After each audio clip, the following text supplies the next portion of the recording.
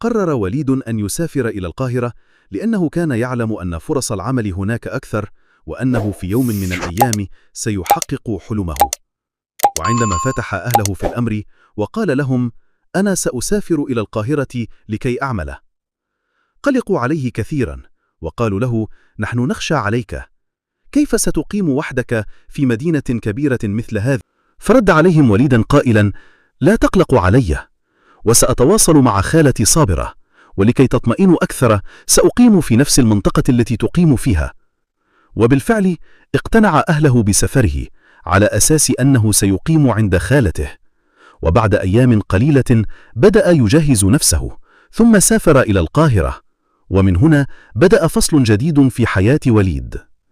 وعندما وصل إلى القاهرة وجد خالته وزوجها في انتظاره، وقد استقبلوه أحسن استقبال. كانت خالته صابرة متزوجة من تاجر غني كبير في السن يدعى الحاج سيد، وكان أكبر منها بحوالي 25 سنة. وعلى الرغم من أنه كان متزوجا قبل ذلك وله أولاد، فقد وافقت صابرة على الزواج منه، وعاش معا في منطقة الهرم، وتحديدا في شارع فيصل، لأنه لديه محلات في نفس المنطقة، وكان يعاملان وليدا كأنه ابنهما. وقد استطاع زوج خالته أن يستأجر له غرفة قريبة منهما. ومن هنا بدأ وليد يبحث عن عمل، فعمل في البداية بائعا متجولا، ثم عمل في مقهى، واستمر في التنقل بين الأعمال حتى وجد فرصة في محل عصير، وكانت هذه فرصة العمر بالنسبة له، فبدأ يعمل فيه، ويوما بعد يوم أظهر كفاءته واجتهاده، وكان يعمل ساعات إضافية ليوفر بعض المال. وبمرور الأيام أصبح وليد هو الرجل الأول في المحل، وصار صاحب المحل يعتمد عليه في كل شيء. والأهم من ذلك أنه كان يثق به ثقة كبيرة، حتى أنه ائتمنه على الحسابات وأموال المحل. ولكن وللأسف الشديد لم يكن وليد على قدر هذه الثقة، فكان يسرق من أرباح المحل بطريقة ذكية لا يمكن اكتشافها، ويزور الأوراق ليبعد عنه أي شبهات. واستمر في هذا الحال سنوات حتى جمع مبلغا ماليا كبيرا. وفي يوم من الأيام ذهب وليد إلى زوج خالته وقال له: ما رأيك يا حاج سيد أن تشاركني في مشروع جديد؟ فرد عليه الحاج سيد قائلا: نشارك في ماذا يا بني؟ فقال وليد: نفتح معا محلا للعصير. فرد عليه الحاج سيد قائلا: هذه فكرة جيدة، ولكنني لا أفهم في هذا المجال، وبصراحة أنا لا أفضل أن أدخل في شيء لا أفهم فيه. فقال له وليد: لا تقلق يا حاج سيد، فأنا أعمل في هذا المجال منذ سنوات، ولدي خبرة كبيرة فيه، فقم بمشاركتي فقط، وأنا سأدير كل شيء. وبالفعل استطاع وليد أن يقنع زوج خالته، وأخذ منه المبلغ الذي يحتاج إليه. وبعد فترة وجيزة وجد مكانا مناسبا وفتح المحل، وكان هو المشرف على كل شيء، ويسلم الأرباح لزوج خالته كل شهر. وفي الواقع كان الرجل لا يسأله عن تفاصيل العمل، ولا كيف يسير المحل، ولا كم يكسب، ولا عن أي أمر من هذه الأمور، وذلك لأنه كان يثق به ثقة عمياء، ويعامله كابنه بالضبط، فضلا عن أنه كان مشغولا بإدارة محلاته الأخرى. ولكن من تطبع بشيء فلا يمكنه الإقلاع عنه، وكما يقال: المال السائب يعلم السرقة. فاستغل وليد هذه الثقة كما فعل من قبل، وبدأ يزور في سجلات الأرباح، وكان يسرق من المال بحرية تامة ولا يحاسبه أحد، حتى أصبح يمتلك محلا خاصا به، رغم أنه يديره باسم المشاركة، لكنه في الحقيقة كان يراه ملكا خاصا. ومرت السنون حتى وصلنا إلى سنة 2006، وفي تلك السنة وقع ما كان وليد يخشاه، إذ أصيب الحاج سيد بأزمة قلبية وتم نقله إلى المستشفى. خاف وليد جدا، لأنه كان يعلم أنه إذا توفي الحاج سيد فإن أولاده سيرثونه، وقتها سيطلبون مراجعة حسابات المحل، ويرجح أن يكتشفوا ما كان يفعله وليد طوال تلك السنوات، وسيكشف كل شيء. ولكن وليدا ارتاح قليلا بعدما علم أنهم نجحوا في إنقاذ الحجة، وأنه أصبح بخير.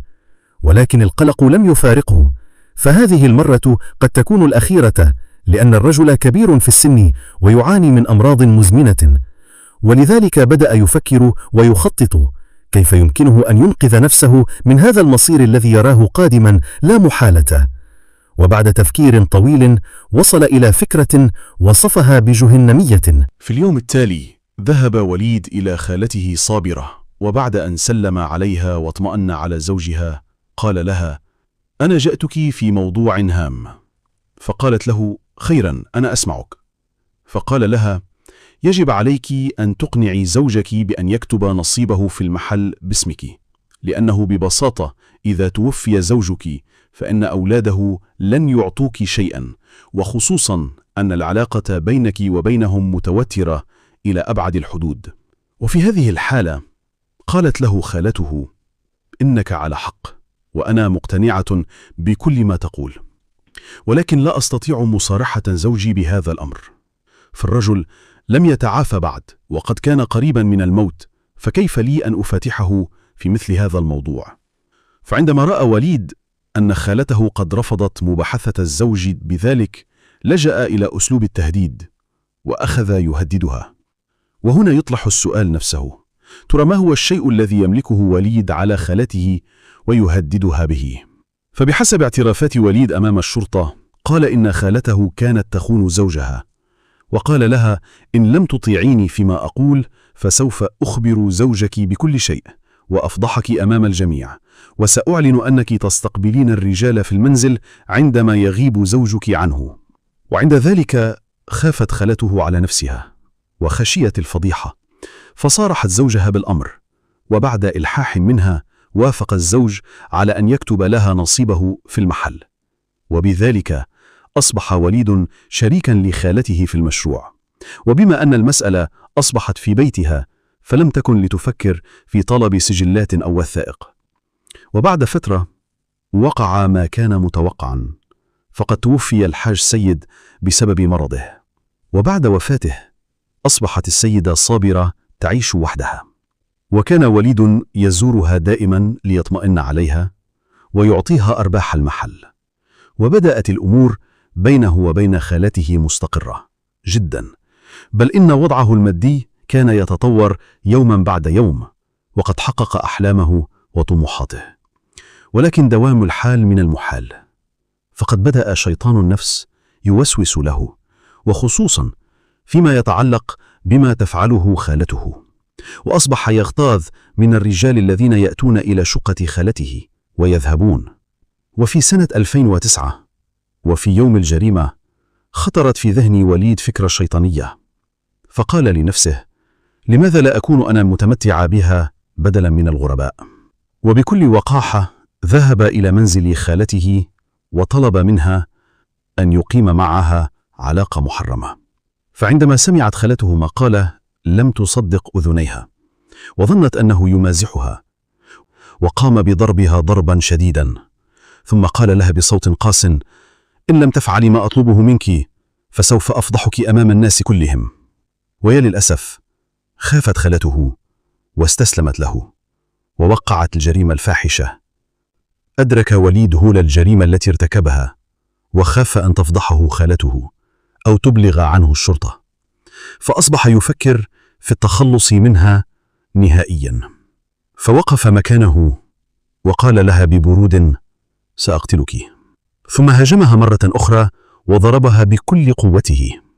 وفي تلك اللحظات كانت خالته تصرخ وتتوسل إليه وتقول له: أنا لن أفضحك ولن أخبر أحدا.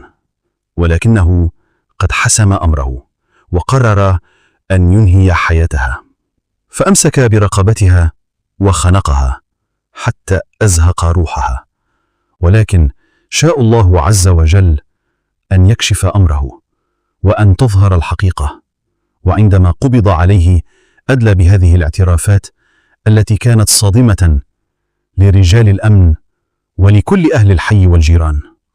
والأكثر إيلاما أن كل من عرفوا السيدة صابرة شهدوا لها بالخير، وأنهم لم يروا منها ما يشين، ولم يلاحظوا أبدا وجود رجال يدخلون أو يخرجون منزلها، مما يرجح أن وليدا اختلق تلك الروايات ليبرر جريمته، وليخفف الحكم عن نفسه.